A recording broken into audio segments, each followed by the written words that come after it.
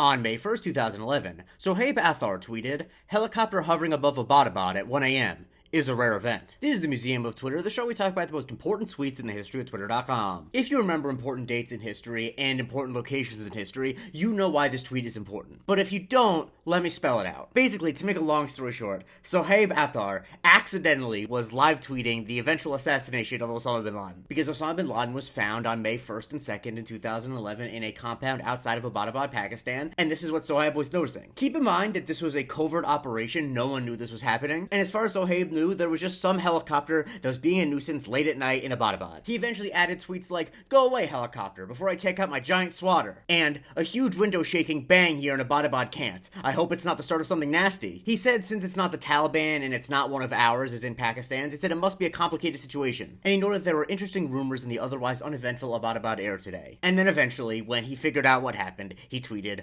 "Uh-oh, now I'm the guy who live-blogged the Osama raid without knowing it." I don't know, I think that this is pretty astonishing, and I think it's actually an interesting look into what Twitter eventually will become. Because this was still 2011. This was still relatively early days for Twitter. It was definitely relatively early days for normal people using it. And this is one of the first instances I can find of a major important world event being live tweeted. And not through a television screen, live tweeted in real life. And honestly, that's how I feel about the bin Laden situation generally. I feel like Osama bin Laden's death was one of the first major events that was like really tweeted about. Which is why this is the first in 4 consecutive episodes I'm going to do about that event. Why am I going to devote 4 straight episodes to it? Well, because I think there are 4 canonical tweets about the event, and I want to do them back to back to back.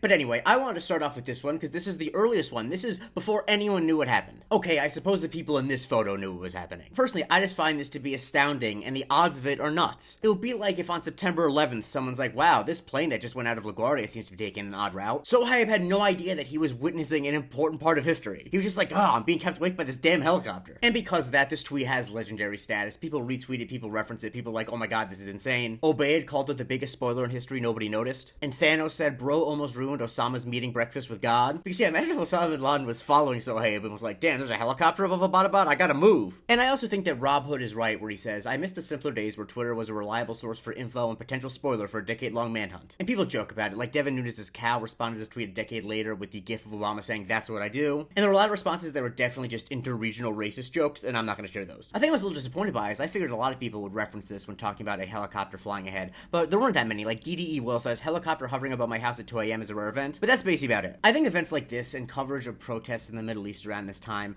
gave people this idea that Twitter would be a groundbreaking news source, that it really was the democratization of news in a very positive way. And I think it's true that it is the democratization of news, but I think what we've learned is that when you democratize news, it really stops being news anymore. Like, you can understand why moments like this excited people, where they're like, "Oh my god, you don't need a news person on the ground. If someone notices a helicopter above Abbbottabad, that's the news right there." But obviously that's not the case, because now whenever someone sees something in the sky, they're like, "It's a UFO, even though it's just New Jersey and I live near an airport." But anyway, shouts to Sohaib for kicking off this mini-series and really showing that it's never a bad idea to just tweet what you see. Because really, at any moment, you could be witnessing an event that Connor for Real will eventually make a sex song about. Follow me for a new tweet every day, and if you want to support the show, please go to patreon.com/Museum of Twitter. You get access to my Discord, where you can vote on what I cover on Subscriber Sundays, and you get access to a weekly bonus episode called the Museum of Not Twitter.